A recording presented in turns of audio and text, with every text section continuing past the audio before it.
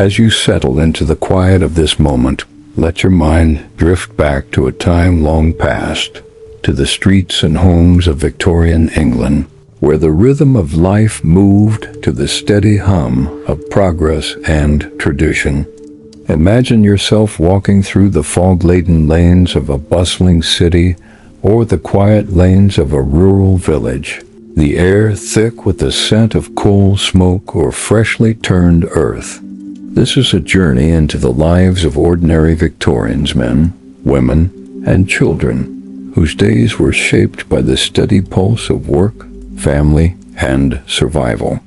There's no rush here, no urgency, just a gentle unfolding of a world both familiar and distant. Let the details wash over you like the soft patter of rain on a cobblestone street, as we explore what life was like for those who lived in the shadow of the great Victorian era. Close your eyes, if you wish, and let the story carry you into a place of calm, where history whispers softly, inviting you to rest. Tonight we'll wander through 10 distinct aspects of ordinary Victorian life, each a window into the daily routines, struggles, and quiet moments of those who lived through this transformative time. From the crowded tenements of London to the serene fields of the countryside, from the clatter of factories to the flicker of candlelit homes, we'll move slowly, savoring the textures and sounds of a world that shaped the modern age. There's no need to hold on tightly. Let your thoughts drift as we begin with the daily lives of ordinary Victorians, immersing ourselves in the rhythm of their days. Imagine yourself waking in a small, dimly lit room, the air cool and damp, with the faint scent of wood smoke lingering from a hearth that's long gone out.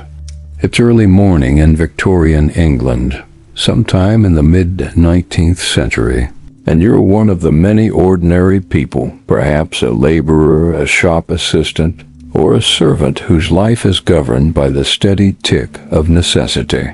The room is modest, the walls bare except for a few cracks where the plaster has begun to crumble. Your bed, if you're lucky, is a straw-filled mattress on a simple wooden frame, the sheets thin but clean, though they carry the faint, musty smell of a home that's never quite dry. Outside, the world is stirring hooves clatter on cobblestones, a distant factory whistle hums, and the cries of street vendors begin to weave through the air. For most ordinary Victorians, the day begins early, often before dawn. If you live in a city like London or Manchester, you might rise at 5, pulling on a worn pair of trousers or a plain dress, the fabric rough against your skin. Breakfast is simple. A slice of bread, perhaps with a smear of dripping the fat, saved from yesterday's roast, or a bowl of porridge if you're fortunate. In rural areas, the meal might include a bit of cheese or an egg, but luxury is rare. The act of eating is quick, functional, a moment to fuel the body for the long hours ahead. There's no lingering over coffee or tea for most. Those are reserved for the better off, though a weak cup of tea, brewed from leaves used more than once, might warm your hands as you prepare for the day. Work defines the rhythm of life for ordinary Victorians. If you're a man, you might head to a factory, where the air is thick with the acrid tang of coal dust and the relentless clank of machinery. Factories dominate the urban landscape, their towering chimneys belching smoke that settles over the city like a heavy blanket. You might be a weaver, feeding threads into a loom, your hands moving with practiced precision, or a laborer hauling crates in a warehouse, your back aching under the weight. The hours are long, 12, sometimes 14 hours a day, 6 days a week. The work is repetitive, the noise deafening, yet there's a strange comfort in the predictability, the way each task flows into the next, like the steady beat of a drum. women's work is no less demanding. If you're a woman, you might be a domestic servant, one of the largest occupations for women in Victorian England. You rise even earlier, perhaps at 4, to light the fires in a grand house before the family stirs. Your day is a blur of scrubbing floors, polishing silver, and carrying heavy pails of water up endless stairs. The mistress of the house might be kind or sharp-tongued, but your place is clear. You're invisible unless something goes wrong. Alternatively, you might work from home, sewing shirts or making matchboxes, your fingers nimble but sore, earning a few pennies for hours of labor. The work is solitary, the room lit by a single candle, its wax dripping slowly as the night stretches on. Children, too, are part of this rhythm, though their days are shaped by both work and, increasingly, education. In the early Victorian period, many children as young as 6 or 7 toil in factories or mines, their small hands suited to tasks adults can't manage. Imagine a child crawling through a narrow mine shaft, the air heavy with dust, the darkness broken only by the flicker of a lamp. By the later decades, reforms began to change this, and more children attend school, though it's often a cramped, drafty room where a stern teacher drills them in reading, writing, and arithmetic. School is a privilege, but it's not always free, and many families rely on their children's wages, so attendance is sporadic. The day isn't all work, though it might feel that way. Meals are a brief pause, often taken in the company of family or co-workers. In the city, you might eat a midday meal of bread and cheese, perhaps with a bit of pickled onion, bought from a street vendor whose cart smells of vinegar and grease. In the countryside, the meal might be heartier, a stew of potatoes, and whatever vegetables are in season, flavored with a scrap of bacon if the budget allows. Conversation is quiet, practical, focused on the day's tasks or the weather, which is a constant concern in a land where rain can turn fields to mud or streets to rivers. Leisure, when it comes, is simple but cherished. In the evening, you might gather with family in a cramped parlor, the fire casting a warm glow over faces tired but content. Someone might read aloud from a penny novel, the words weaving tales of adventure or romance that feel worlds away from your own life. In rural areas, you might visit a neighbor, sharing stories over a pint of ale at a local pub, its walls darkened by years of smoke and laughter. Sundays offer a rare day of rest, often spent at church, where the drone of the sermon and the familiar hymns provide a moment of reflection, even if your mind wanders to the week ahead. The seasons shape the rhythm, too. Winter brings shorter days and colder nights, the chill seeping into bones despite layers of wool. Summer offers longer light, but no less work, with fields to tend or goods to sell in open-air markets. In cities, the heat can be stifling, the air thick with the stench of refuse and horse manure, while in the countryside, it's the scent of hay and wildflowers that lingers. Through it all, life moves forward, each day blending into the next, a steady cadence of effort and rest. As the day ends, you return to your small room, the world outside quieting as the stars emerge above the rooftops. The bed creaks as you settle in, the blanket heavy but comforting. Tomorrow will be much the same, but for now, there's peace in the stillness, in the knowledge that you've made it through another day. Let this rhythm carry you, as we shift gently to another part of this world, to the story of a single life that echoes the struggles and hopes of so many. Let your mind settle into the quiet hum of a northern English town, where the air carries the faint clatter of looms, and the soft glow of gaslights flickers against the evening mist.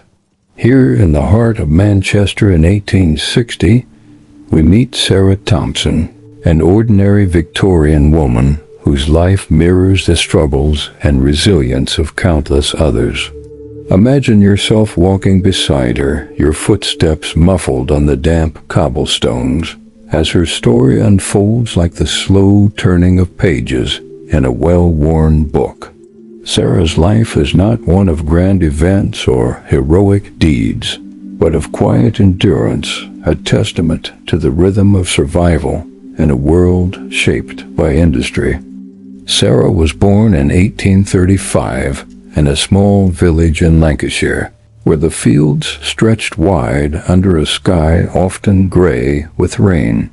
Her father was a farm laborer, his hands calloused from years of turning soil. Her mother a seamstress who mended clothes by candlelight.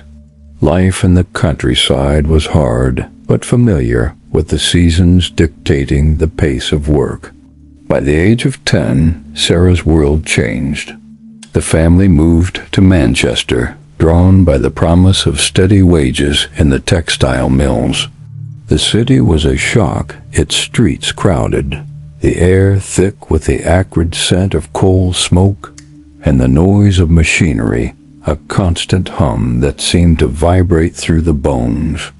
At 12, Sarah began work in a cotton mill, one of thousands of children who fueled the industrial heart of Victorian England. Imagine her small frame standing before a spinning mule, a vast machine that whirred and clattered, its threads stretching like spider webs across the room. Her job was to piece together broken threads, her fingers moving quickly, despite the dust that coated her hands and throat. The mill was a world of its own, hot in summer, cold in winter, the air heavy with lint that made her cough. She worked from 6 in the morning until 7 at night, with only a half-hour break for a meal of bread and dripping. The overseer was stern, his voice sharp when a worker slowed, but Sarah learned to keep her head down, her movements swift and sure. Life outside the mill was no less demanding. Sarah lived with her family in a cramped 2-room tenement in Ancoats, a working-class district where the streets were narrow and the houses huddled together like weary travelers. The walls were thin, the air damp, and the smell of mildew clung to everything. The family shared a single privy with a dozen other households, its stench a constant presence.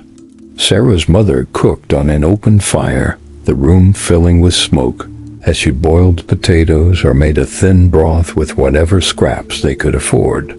Clean water was scarce, drawn from a communal pump that often ran dry, and laundry was a weekly ordeal, the water cold and the soap harsh against Sarah's already rough hands. Despite the hardship, there were moments of warmth. On Sundays, Sarah's family attended church, the pews hard but the hymns familiar, their melodies a brief escape from the grind of the week. Afterward, they might walk to a nearby park, where the grass was a rare patch of green amid the city's gray. Sarah's younger brother, Tom, would chase pigeons, his laughter a bright note in the otherwise muted day. At home, Sarah's mother might tell stories of her own childhood in the countryside, her voice soft as she described fields of wildflowers or the taste of fresh milk. These moments, though fleeting, were like the flicker of a candle in a dark room, offering a sense of connection and hope. As Sarah grew older, her life took on new layers. At 18, she married John, a fellow mill worker whose quiet demeanor hid a sharp mind. They rented a small room of their own, its single window overlooking a courtyard where children played among piles of refuse. Marriage brought new responsibilities, cooking, cleaning, and mending clothes in the few hours after work. Sarah gave birth to 3 children, though only 2 survived past infancy, a loss that hung heavy in the quiet moments. The children's laughter filled the room, but so did their coughs, the damp air and poor diet taking their toll. Sarah learned to stretch every penny, buying day-old bread or bones for soup, her hands always busy, her mind always calculating. Work in the mill remained the backbone of Sarah's life, but it was not without change. By the 1860s, factory reforms had begun to take hold. The working day was shortened to 10 hours for women and children, a small but significant relief. Sarah noticed the difference. Her body ached less, and she had time to sit by the fire with John, mending clothes or reading a borrowed newspaper.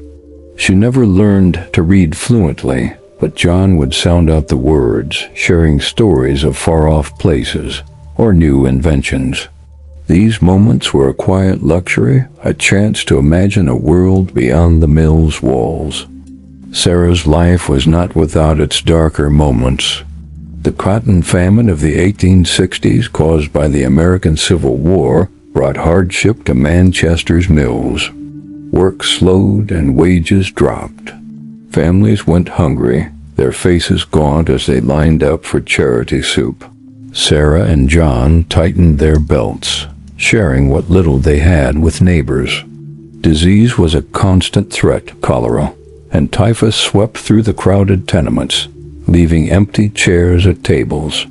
Sarah lost her mother to fever, a quiet departure that left a void no words could fill. Yet life went on, as it always did, the rhythm of survival unbroken.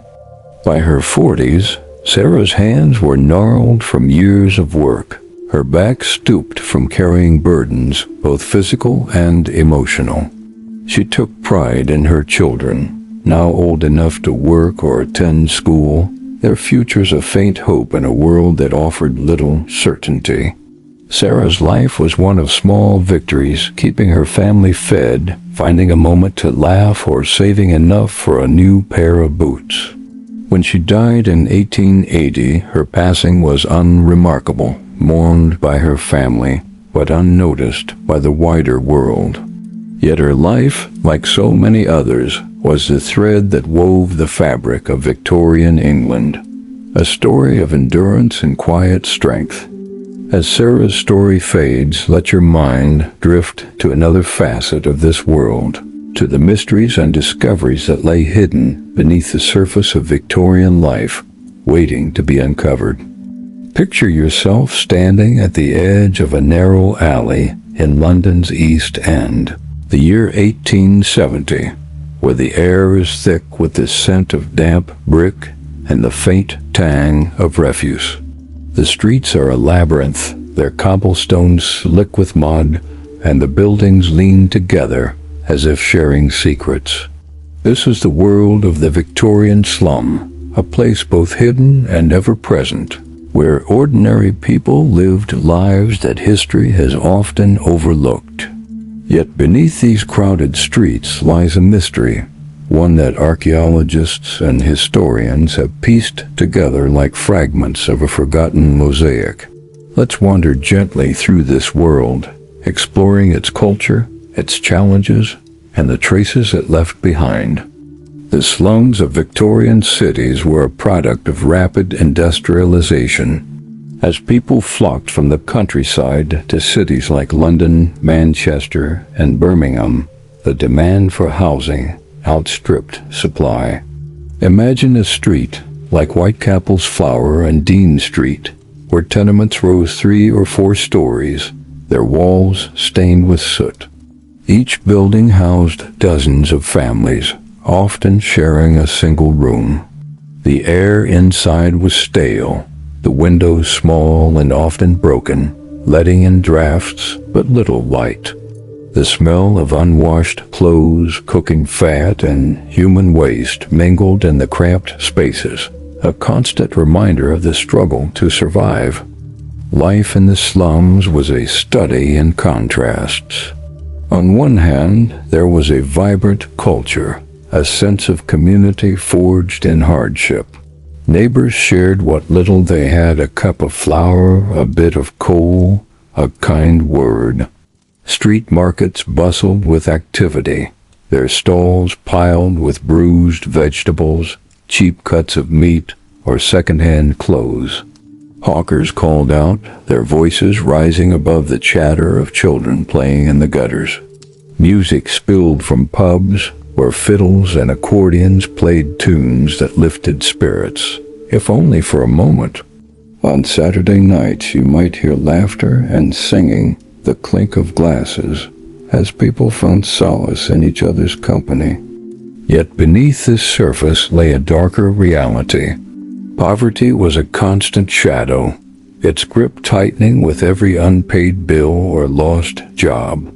Families often survived on less than £1 a week, their diets limited to bread, potatoes, and tea. Malnutrition was common, leaving children small and frail, their eyes bright but their bodies weak. Disease thrived in the slums. Cholera, tuberculosis, and smallpox spread quickly in the crowded conditions. Imagine a mother tending to a feverish child, her hands trembling as she spoons weak broth, the room lit by a single candle. Death was a frequent visitor, its presence felt in the empty spaces left behind. Archaeologists have uncovered the physical traces of this world, digging through the rubble of demolished tenements to find clues about daily life.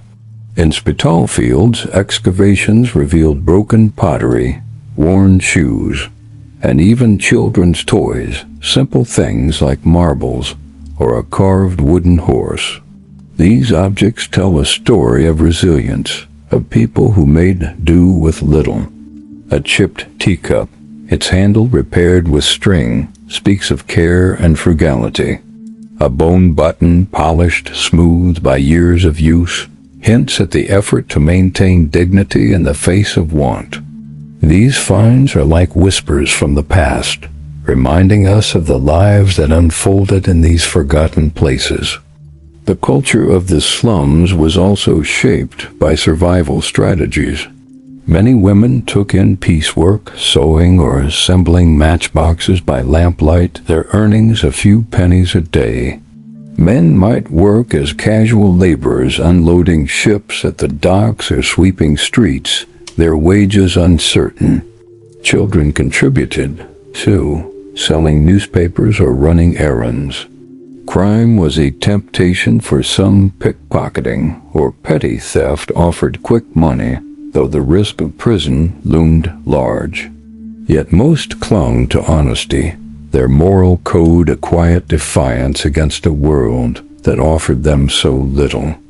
Religion played a role, too, offering solace in structure. Chapels and mission halls dotted the slums, their doors open to those seeking comfort. Preachers spoke of salvation, their voices steady as they urged repentance or charity. For many, faith was a lifeline, a way to make sense of suffering. Charity organizations like the Salvation Army began to appear, offering soup kitchens or blankets, though their help often came with sermons that felt patronizing to some. Still, a warm meal was a warm meal, and gratitude mingled with pride as people accepted what was offered. The slums were not without their mysteries. Stories of hidden rooms or secret societies circulated, fueled by the dense, chaotic layout of the streets. In 1888, the Whitechapel murders cast a shadow over the East End, though we'll avoid the grim details, focusing instead on the fear that settled over the community. Like fog that wouldn't lift, people locked their doors, whispered in alleys, and looked over their shoulders. Yet life continued, the rhythm unbroken. These events, though infamous, were a small part of a larger story, a world where survival was the true mystery, solved daily by ordinary people. As we leave the slums behind, let your mind drift to another layer of Victorian life, to the world of the social elite and the stark contrasts that define their existence against the backdrop of ordinary struggles. Imagine yourself stepping into a quiet street in a prosperous Victorian suburb where the houses stand tall and proud, their brick facades warmed by the afternoon sun. The air smells faintly of polished wood and freshly cut grass, a far cry from the crowded slums we've just left. This is the world of the Victorian middle class, a growing group whose lives were shaped by aspiration, respectability, and a delicate balance between comfort and constraint. As we explore their daily routines, we'll see how they contrasted with the lives of the working poor, yet carried their own burdens, their own quiet struggles. The middle class in Victorian England was diverse, encompassing shopkeepers, clerks, teachers, and small business owners. Their incomes varied, but they shared a common goal: to live with dignity, to emulate the gentility of the upper classes while distancing themselves from the poverty below. Picture a family like the Harrisons, living in a terraced house in Islington, London, in 1875. Their home is modest by aristocratic standards, but a world apart from the slums. The parlor is furnished with a polished mahogany table, a few upholstered chairs, and a fireplace that crackles softly in the evenings. The walls are adorned with framed prints, and a small bookshelf holds a Bible, a novel by Dickens, and a guide to etiquette, a testament to their desire for self-improvement. The day begins with a degree of comfort unknown to the working poor. Mr. Harrison, a bank clerk, rises at 7, dressing in a starched shirt and a sober black coat. Breakfast is a leisurely affair compared to the rushed meals of the slums: tea, toast, butter, and perhaps a boiled egg, served on a tablecloth that Mrs. Harrison keeps spotless. The family employs a single servant, a young woman named Ellen, who lives in a small attic room. She lights the fires, prepares meals, and cleans, her presence a marker of the family's status, though her wages are a constant strain on the budget. Work for Mr. Harrison is steady but demanding. He spends his days in a bank, hunched over ledgers, his pen scratching as he records transactions. The office is quiet, the air heavy with the smell of ink and paper, and the work requires precision and respectability.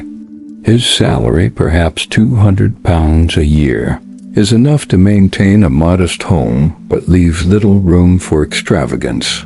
Mrs. Harrison, meanwhile, manages the household, a role that carries its own pressures. She plans meals, oversees Ellen's work, and ensures the family's appearance reflects their status. Her dresses, though simple, are carefully mended, and she takes pride in sewing lace collars to add a touch of elegance. The middle-class home was a sanctuary of order, a contrast to the chaos of the slums. Meals were structured, with dinner at 6 featuring dishes like mutton stew or boiled beef, followed by a pudding, if the budget allowed. The family ate together, the table set with care, each fork and knife in its proper place. Conversation was polite, often centered on local news or the children's progress at school. Education was a priority. Children attended day schools where they learned Latin, history, and arithmetic, a step toward securing their own place in the middle class. For girls, lessons in needlework or music were common, preparing them for marriage and domestic life. Leisure was carefully curated to reflect respectability. On Sundays, the family attended church, their best clothes pressed, and their behavior impeccable. Afterward, they might take a walk in a public park, where the paths were lined with roses and the air carried the scent of damp earth. Evenings at home were spent reading aloud, playing cards, or practicing the piano, its notes filling the parlor with a gentle melody. These activities were not just pastimes, but a performance of status, a way to signal their place in society. Yet life was not without its tensions. The middle class lived in constant fear of slipping into poverty. A single illness, a failed investment, or a lost job could unravel years of effort. Mrs. Harrison worried about the cost of coal, the price of meat, or the need for new shoes for the children. Social expectations were a heavy burden. Keeping up appearances meant maintaining a certain standard of dress, furniture, and hospitality, even when money was tight. Invitations to tea or dinner with neighbors were both a pleasure and a pressure, requiring careful planning to avoid embarrassment. The contrast with the working poor was stark. Where Sarah Thompson's family shared a single room, the Harrisons had a house with separate rooms for sleeping, eating, and entertaining. Where Sarah's meals were sparse, the Harrisons ate regularly, if frugally. Yet both faced the weight of societal expectations, Sarah to survive, the Harrisons to uphold respectability. Both lived with uncertainty, though in different forms. The slums were a world of physical hardship. The middle-class home was a world of social strain, where every decision was a step on a precarious ladder. As we leave the Harrisons' tidy parlor, let your thoughts drift to another aspect of Victorian life, to the tools and technologies that shaped the daily routines of ordinary people, rich and poor alike.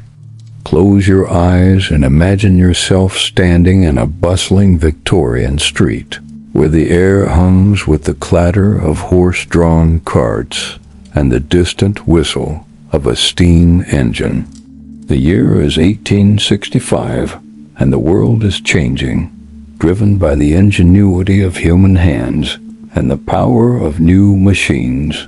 For ordinary Victorians, technology was not just a marvel, but a part of daily life, shaping how they worked, traveled, and lived.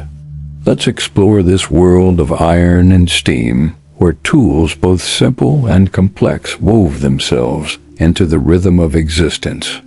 The heart of Victorian technology was the steam engine, its puffing and hissing a constant presence in cities and countryside alike. In factories, steam-powered looms and spinning machines, their metal frames gleaming under the gaslights. Imagine a textile mill, its floor vibrating with the rhythm of machinery, the air thick with the smell of oil and cotton dust. Workers like Sarah Thompson moved among these machines, their hands quick to fix a broken thread or clear a jam. The steam engine was a marvel, but it was also a taskmaster, dictating the pace of work with its relentless energy. Beyond the factory, steam transformed travel. Railways crisscrossed the country, their iron tracks gleaming under the sun. For an ordinary Victorian, a train journey was a rare but memorable event. Picture yourself at a station, the platform crowded with men in bowlers and women in bonnets, the air heavy with the scent of coal smoke. The train arrives, its engine hissing, its carriages rattling as passengers climb aboard. A trip from London to Manchester, once a grueling coach ride, now took just a few hours, though the cost was still a luxury for most. The rhythm of the train, its steady chug, the sway of the carriage was a soothing counterpoint to the bustle of daily life. In the home, technology was simpler but no less significant. The sewing machine, introduced in the 1850s, was a boon for women like Sarah, who could now produce garments faster, though the work was still backbreaking. Imagine the soft whir of a treadle machine, its needle piercing fabric as a seamstress works by lamplight. Cooking, too, saw changes. Iron ranges replaced open hearths in many homes, their heat more controllable, though the smell of burning coal still filled the air. For the middle class, gas lighting brought a new brightness to evenings, its soft glow casting shadows on parlor walls. In poorer homes, candles or oil lamps remained the norm, their flickering light a reminder of the divide between classes. Tools of daily life were often handmade, their simplicity belying their importance. A carpenter's plane, its blade worn smooth from years of use, shaped wood for furniture or housing. A farm laborer's scythe, its handle polished by sweat, cut through fields of wheat. These tools were extensions of the body, their weight familiar in the hands of those who used them. In rural areas, the rhythm of work was tied to the seasons, but new tools like the horse-drawn reaper made farming more efficient, though they were often too expensive for small farmers. Communication, too, was transformed. The telegraph, with its clicking machines and coded messages, connected cities and towns, though it was mostly used by businesses or the wealthy. For ordinary people, the penny post was a revolution. Imagine writing a letter by candlelight, the ink smudging slightly as you describe your day. For a penny, that letter could reach a relative across the country, a small but profound connection in a world where distance often meant separation. Post boxes painted red began to dot the streets, their presence a quiet symbol of progress. Yet technology brought challenges. Factories were dangerous, with unguarded machines that could maim or kill. Workers learned to move carefully, their eyes sharp for spinning belts or loose gears. In mines, steam-powered pumps kept water at bay, but collapses were common, and the air was thick with dust. Even in homes, gas lighting carried risks. Leaks could poison the air, and fires were a constant threat. Progress came at a cost, and ordinary Victorians paid it with their labor, and sometimes their lives. The sound of machinery, the glow of gas lights, the rhythm of a train, these were the backdrop of Victorian life, a world where human effort and invention intertwined. As we leave this world of iron and steam, let your mind drift to the customs and traditions that gave meaning to the lives of ordinary Victorians, binding them together in a shared culture. Imagine yourself seated in a modest Victorian parlor, the fire casting a warm glow over a table set for tea. The year is 1870, and the air carries the faint scent of lavender from a sachet tucked into a drawer. For ordinary Victorians, life was shaped not just by work and technology, but by customs and traditions, rituals that gave structure to their days and meaning to their lives. These practices, from the sacred to the everyday, wove a tapestry of shared experience, connecting families and communities. Let's wander through these rituals, letting their gentle rhythm soothe your mind. Tea was at the heart of Victorian social life, a ritual that crossed class lines, though its execution varied.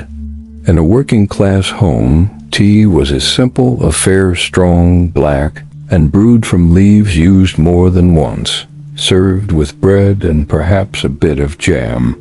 Picture a family gathered around a scarred table, the teapot steaming, the conversation quiet but warm. For the middle class, tea was more formal, served in a parlor with a silver tray and delicate cups.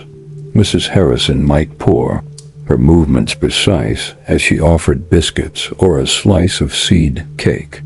The act of taking tea was a pause, a moment to connect, its rhythm as steady as a heartbeat. Religion was another cornerstone, its rituals anchoring the week. Sundays were sacred, a day of rest mandated by faith and law.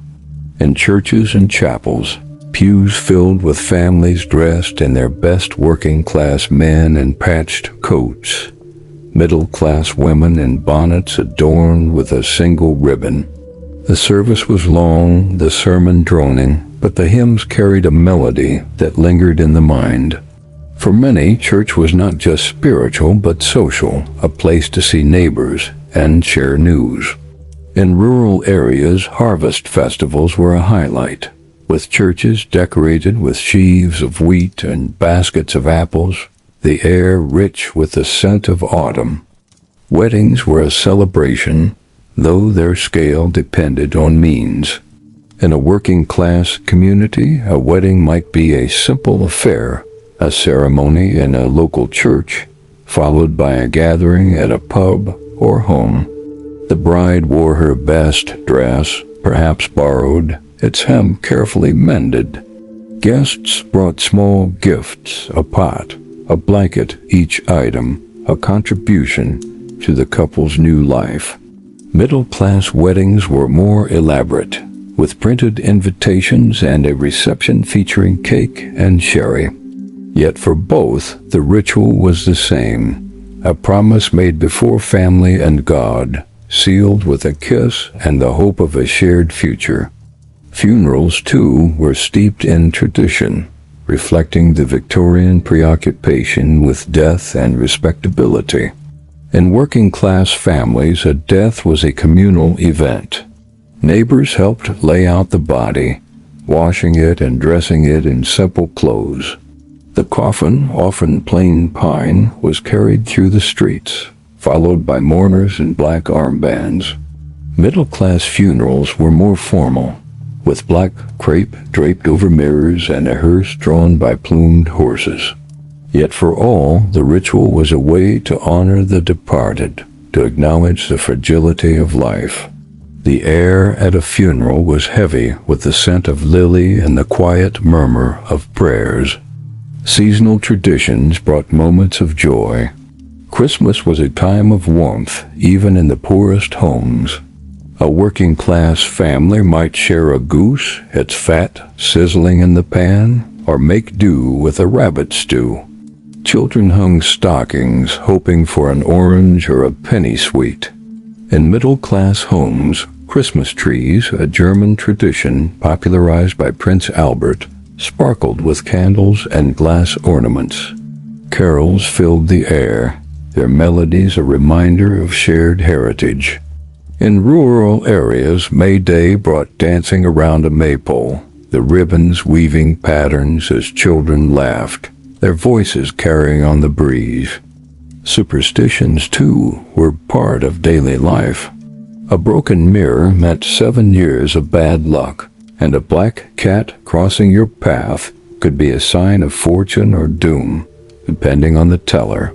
In rural communities, charms and rituals protected against illness or bad harvests. Herbs hung over doorways, coins buried under thresholds. These beliefs, though fading in the face of science, lingered in the collective memory, a quiet comfort in an uncertain world. These customs, tea, church, weddings, funerals, holidays were the threads that bound Victorian life, giving it shape and meaning. As we leave this world of ritual, let your mind drift to the food and sustenance that nourished ordinary Victorians, sustaining their bodies through the long days of work and rest. Picture yourself seated at a worn wooden table in a small Victorian kitchen. The year 1865, where the air carries the warm, starchy scent of boiling potatoes. The fire crackles softly, casting shadows on the walls, and a kettle hums as it heats water for tea. Food was the fuel of Victorian life, a necessity that shaped daily routines and reflected the divides between classes. For ordinary Victorians, meals were a balance of frugality and ingenuity, a way to sustain body and spirit in a world of constant effort. Let's explore the tastes, textures, and rhythms of their table, letting the details settle gently in your mind. For the working poor, like Sarah Thompson's family, food was simple and sparse. Breakfast was often just bread, perhaps with a smear of dripping or a sprinkle of sugar, if available. The bread was coarse, made from cheaper flour, its crust hard, but its interior soft when fresh. In cities, bakeries sold day-old loaves at a discount, and families learned to soften them with tea or broth.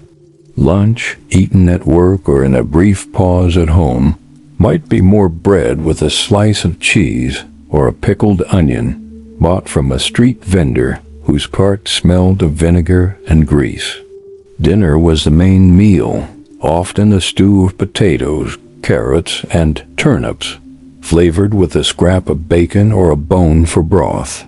The pot simmered for hours, its aroma filling the room with a promise of warmth. In rural areas, food was slightly more varied, tied to the land.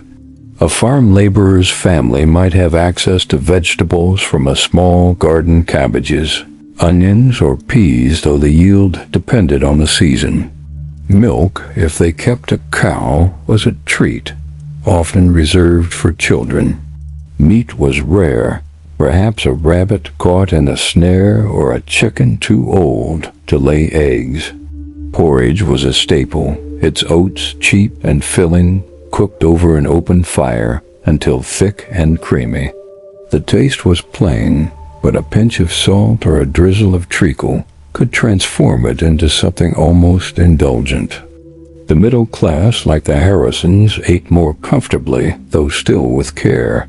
Breakfast included tea, toast, butter, and perhaps a boiled egg or a slice of ham. The table was set with a cloth, the cutlery polished, a small nod to their status.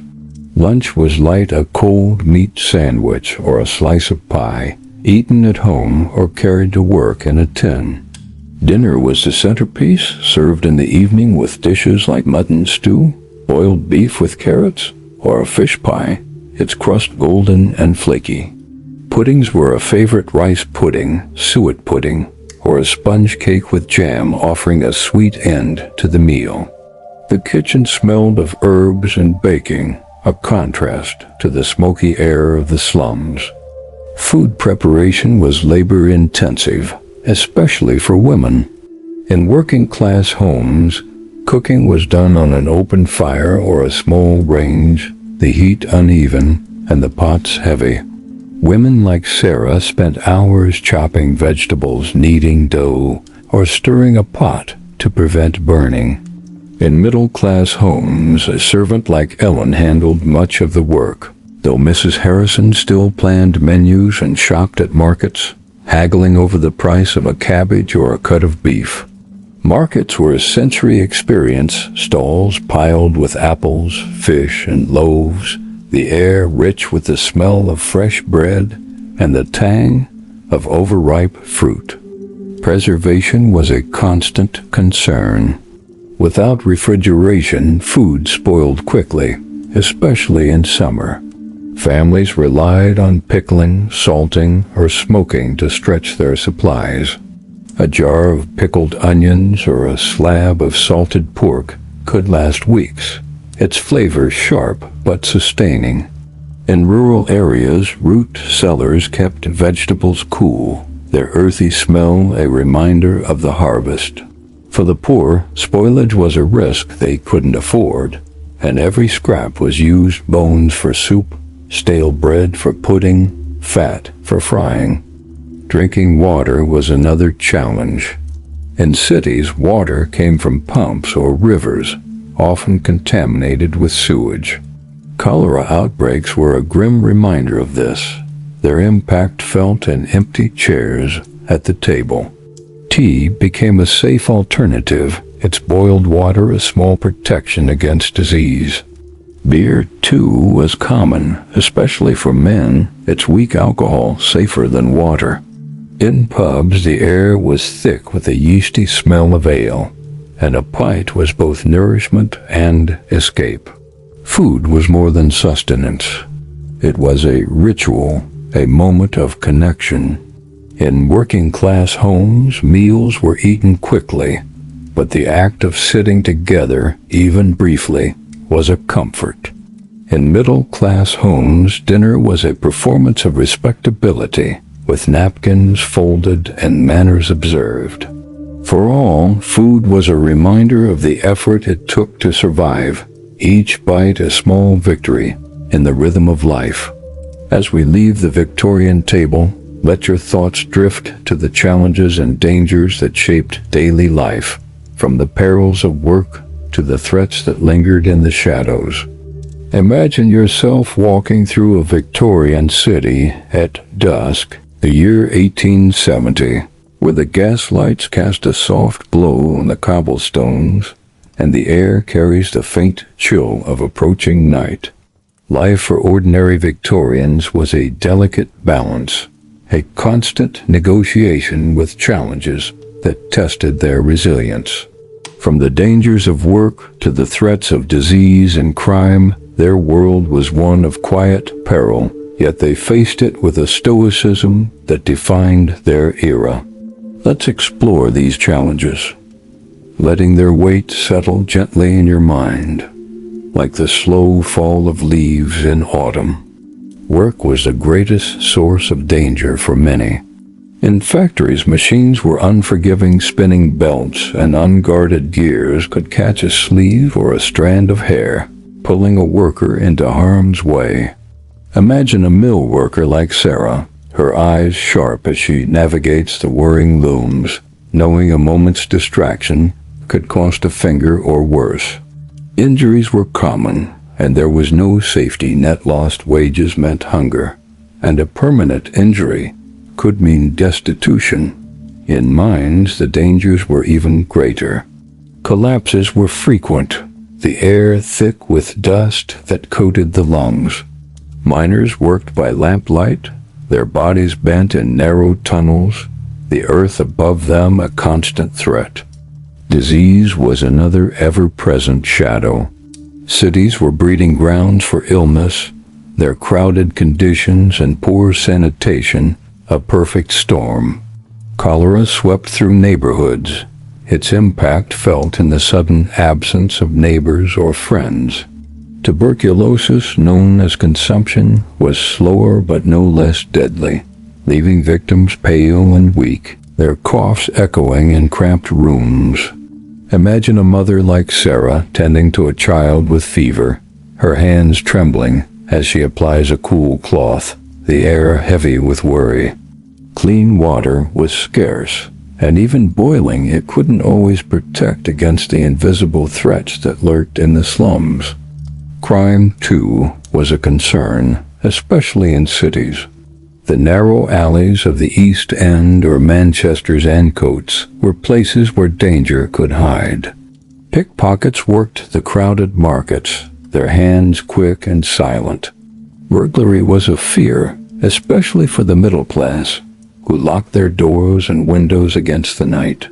Violence was less common, but not unknown. Disputes over money or drink could turn deadly, though such moments were often resolved with fists rather than knives. The police, known as peelers, patrolled the streets, but their presence was thin, and many crimes went unsolved. For women, the streets could be especially daunting at night, the shadows holding a quiet menace. Fire was another threat, its potential for destruction ever present. In working-class homes, open fires were used for cooking and warmth, their flames a necessity but a risk. A stray spark could ignite a wooden floor or a pile of rags, and tenements burned quickly, their occupants trapped in narrow stairwells. Middle-class homes with their gas lights and coal fires were not immune. Fire brigades existed, but their equipment was rudimentary, and water was often in short supply. The smell of smoke lingered in the memory, a reminder of how quickly comfort could turn to chaos. Poverty itself was a danger, its effects insidious.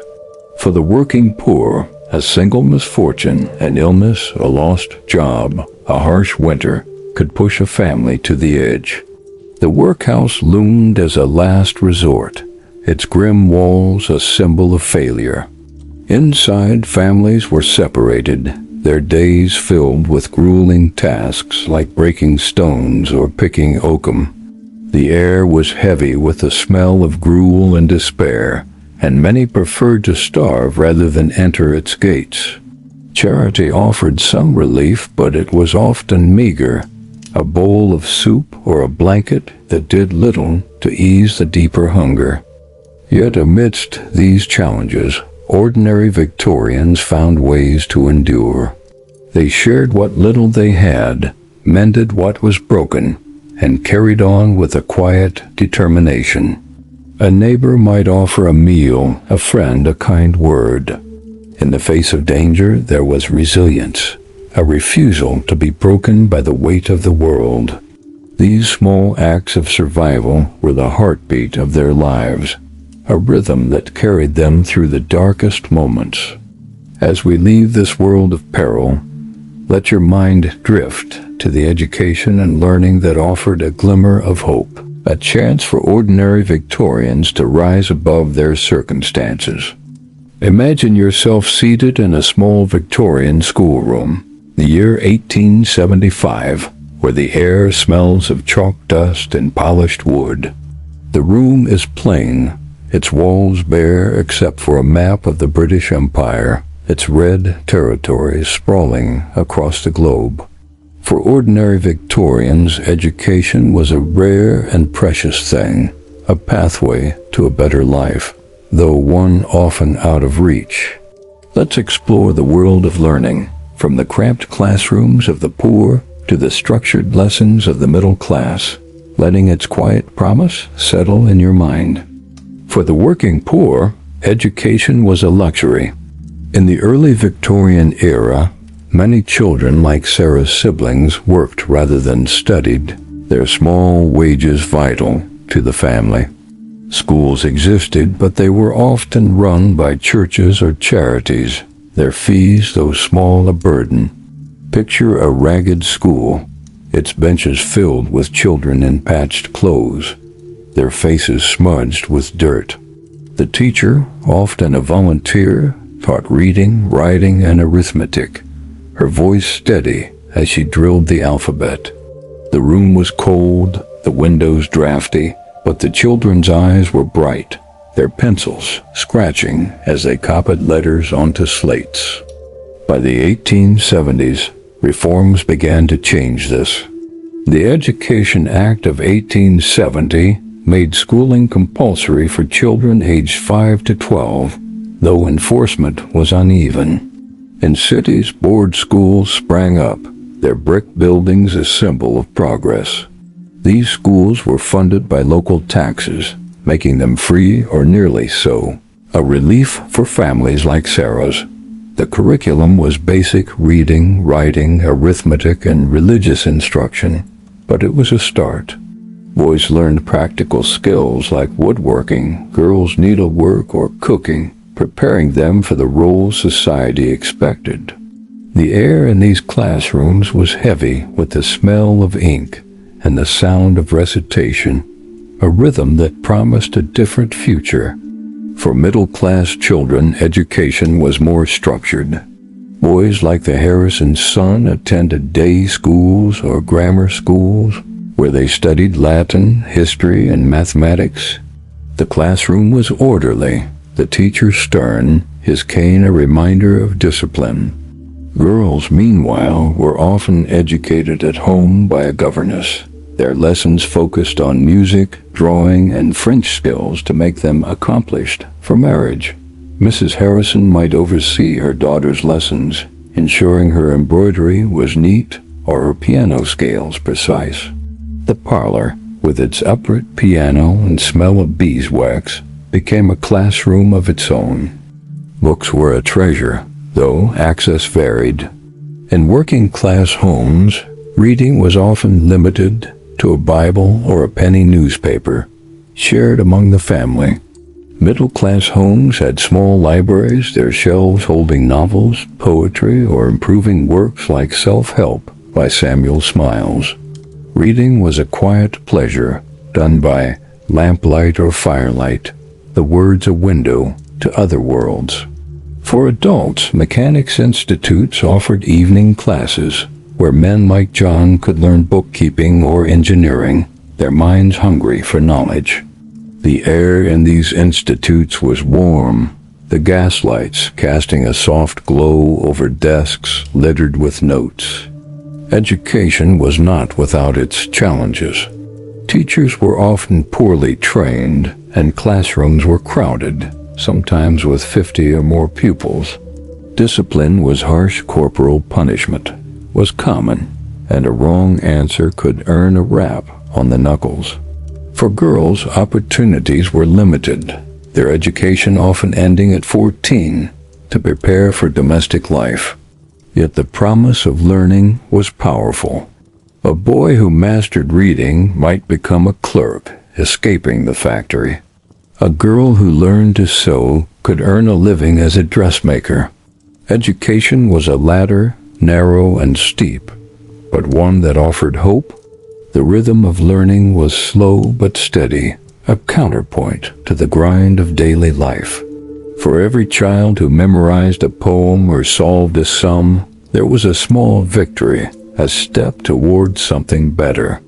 As we leave the classroom, let your thoughts drift to the leisure and entertainment that offered ordinary Victorians a moment of respite, a chance to find joy in a demanding world.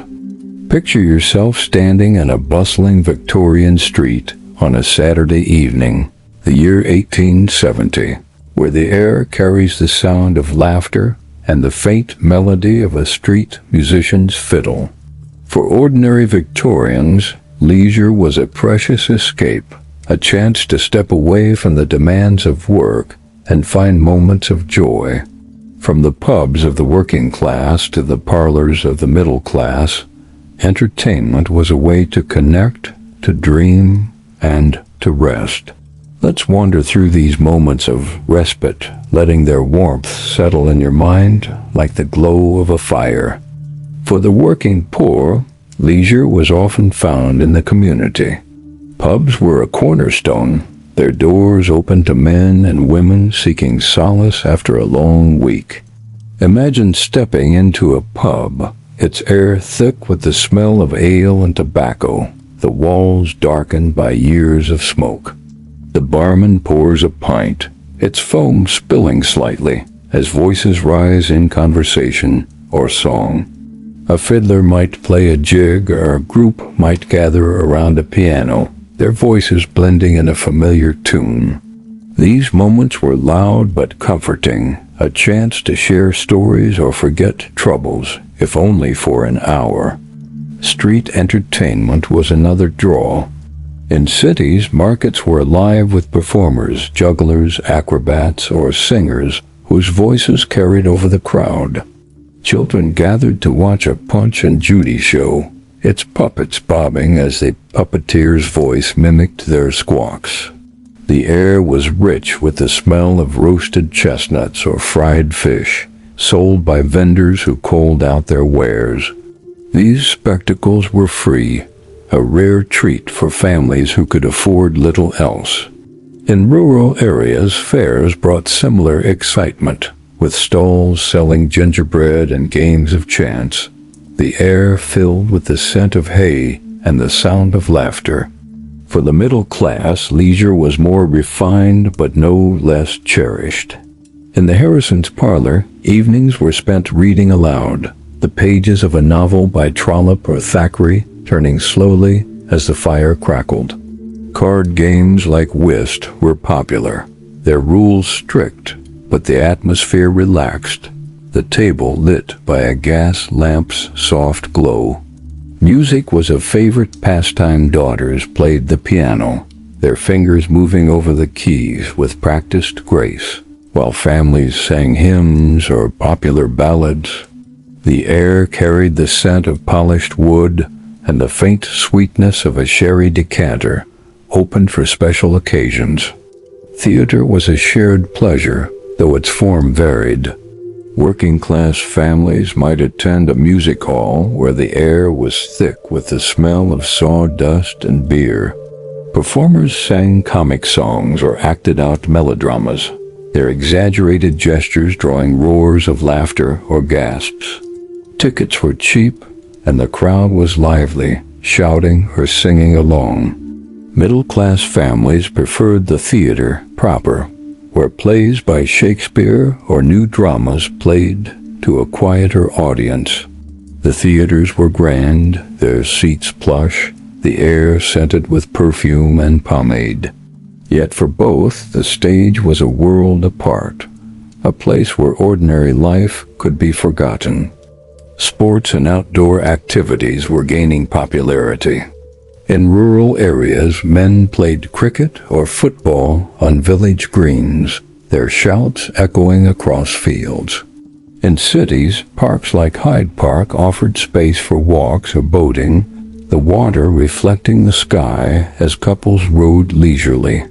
Working-class men might box or wrestle, their matches informal but spirited, while middle-class men joined clubs for archery or croquet, their rules precise and their attire formal. For children, games like hoops or marbles were a daily joy, their laughter a bright note in the streets or yards. Holidays brought their own traditions. At the seaside, families like the Harrisons might take a rare trip to Brighton, the air salty and the waves crashing gently. Working-class families with less means might visit a local fair or picnic in a park, their baskets filled with bread and cheese.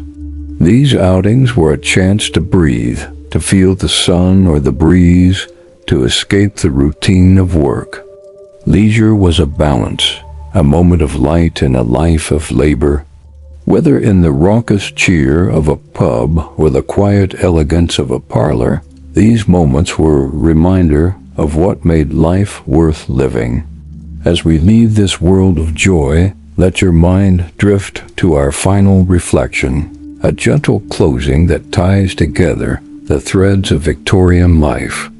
As the sounds of Victorian life fade, the clatter of looms, the murmur of a crowded street, the soft notes of a parlor piano, let your mind rest in the quiet that follows.